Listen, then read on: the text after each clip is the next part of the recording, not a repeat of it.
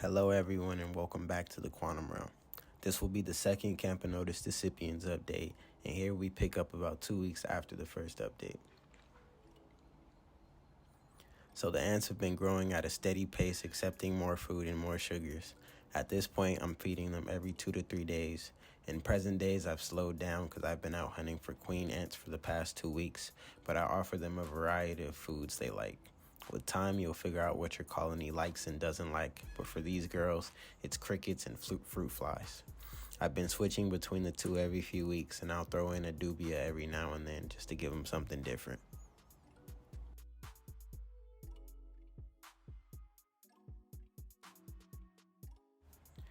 Just a day later, I peeked in on them, and this major worker here had just declosed.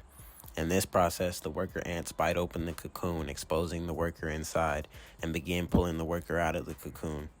They then begin licking all over the worker, which gets the blood flowing in the worker, and in about an hour or two, the worker will be able to walk around, and they will fill this worker with sugars since it's a larger cast and it can hold more food.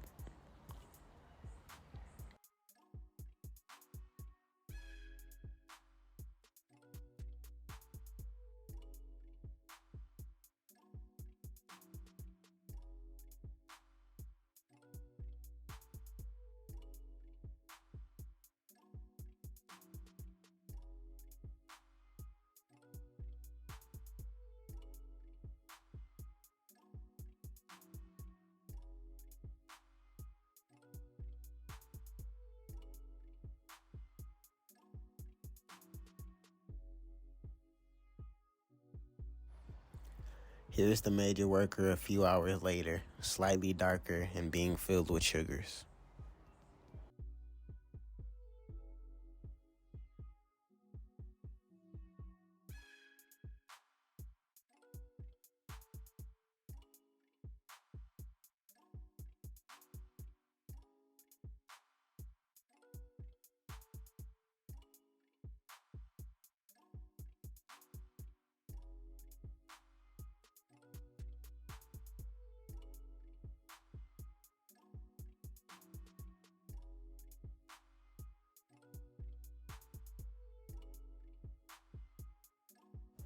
Here they are a few hours later the same night, closing another worker.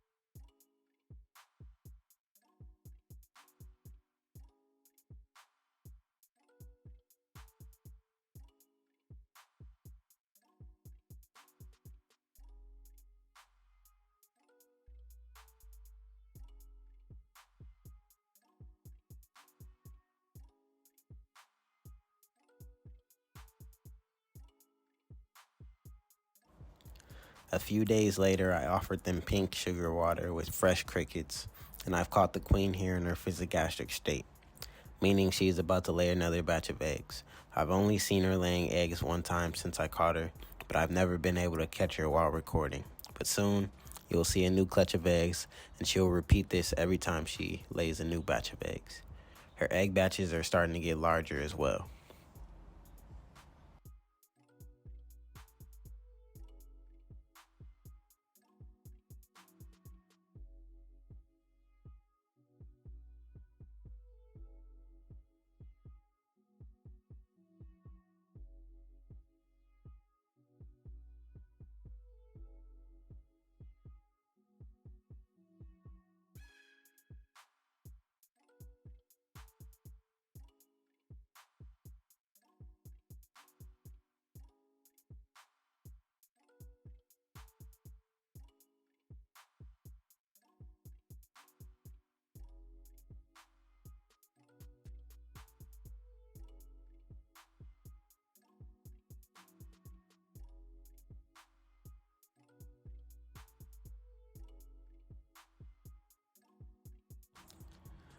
You'll notice they started to make a trash pile at the back of the tube next to the sponge.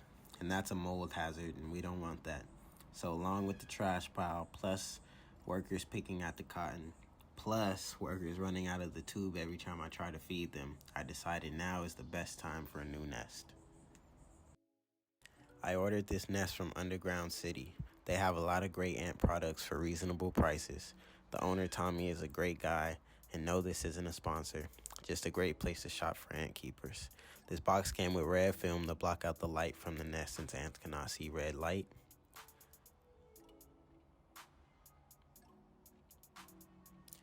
And here in this goodie bag, we have a syringe, some forceps, and some flavored sugar water, along with the test tube for the water source.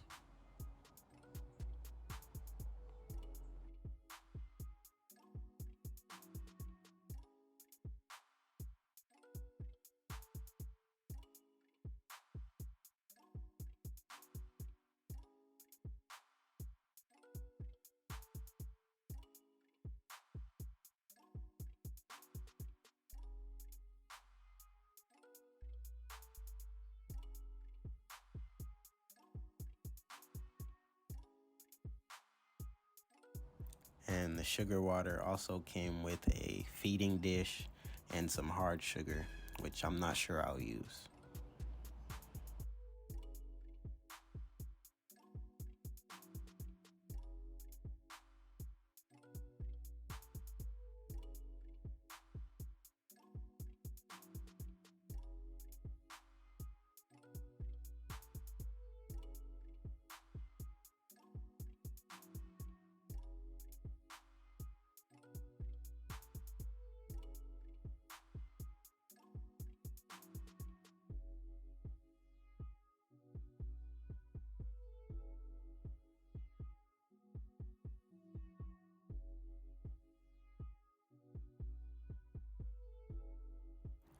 And finally, we have the nest.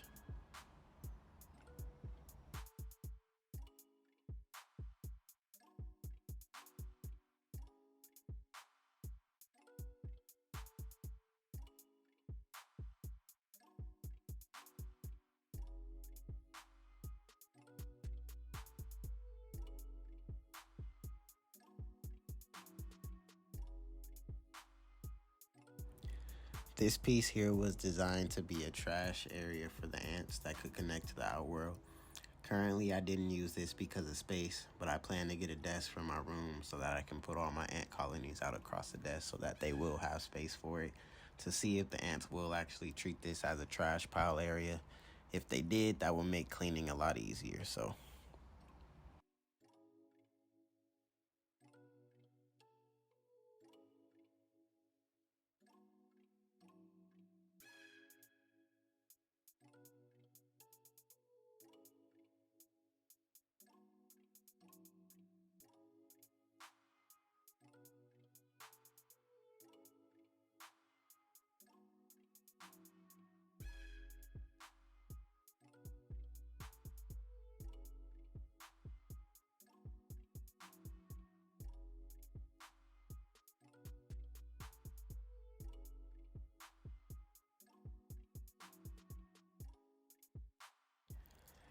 And as for the nest, we have a standard small flat nest with the basic outworld for them to forage in.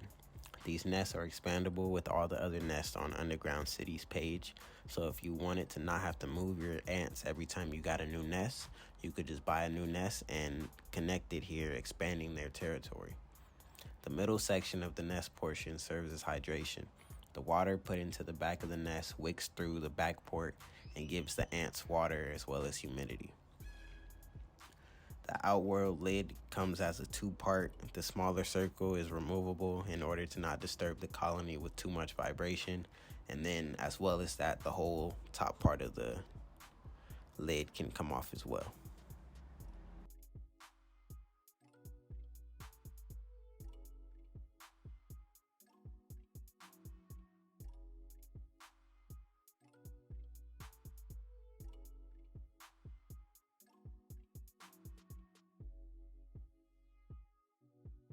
This nest is really well put together and I can't wait to see the ants in it. So with that being said, Let's get the ants inside their new home. I don't have a tripod yet, so I can't film my moving process, but I just connect the test tube to the outworld, and then I get a glass of cold ice water that I sit next to the tube, which makes the tube cold and forces the ants to go into the outworld to look for a warmer place to live. These ants move a lot faster than other ants. Some ants will be very stubborn and stay where they are, but these ants were ready to get out of the tube. As I said, every time I feed them, they run straight out.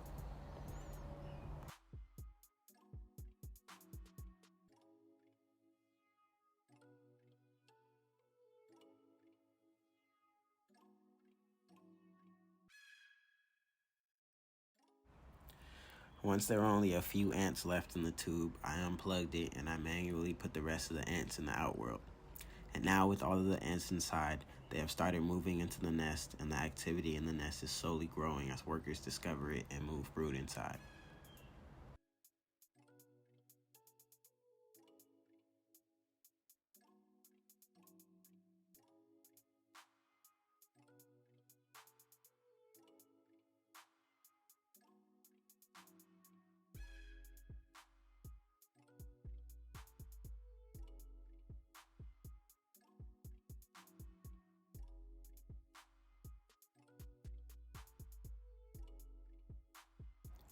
The queen is hiding in this little corner with some guard workers and some brood.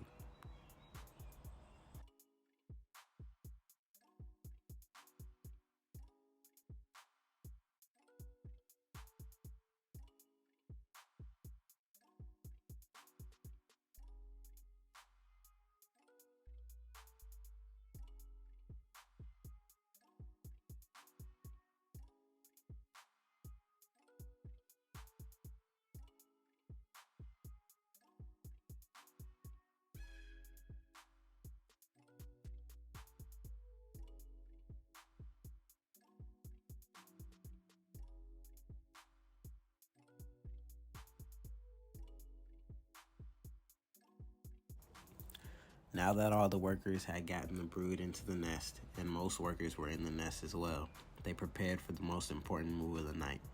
In the wild, this is a very dangerous process with predators able to execute the queen while she's out in the open. But under our protection, the queen doesn't know it, but she's safe. This worker here is laying the pheromones for the queen to follow to get to the nest.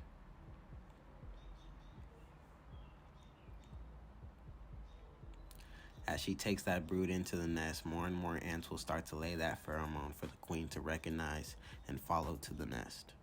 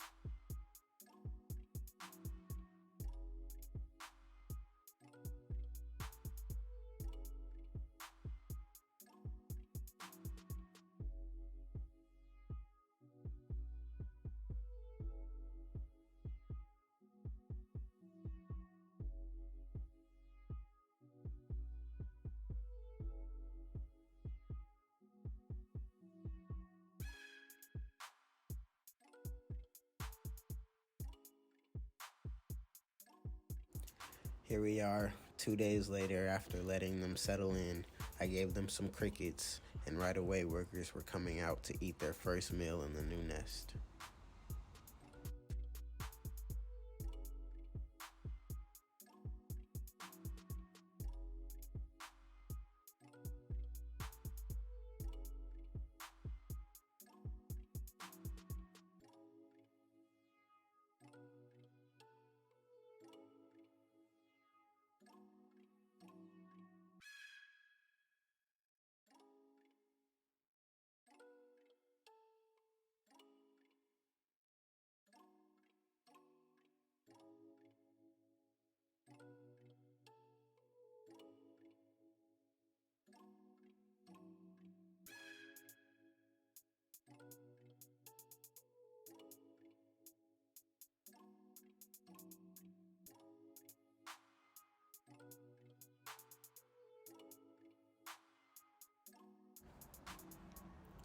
Although this nest is very tiny, these Camponotus are a small species, so they have a lot of room to grow into this nest. In fact, it's too much room, but it's okay.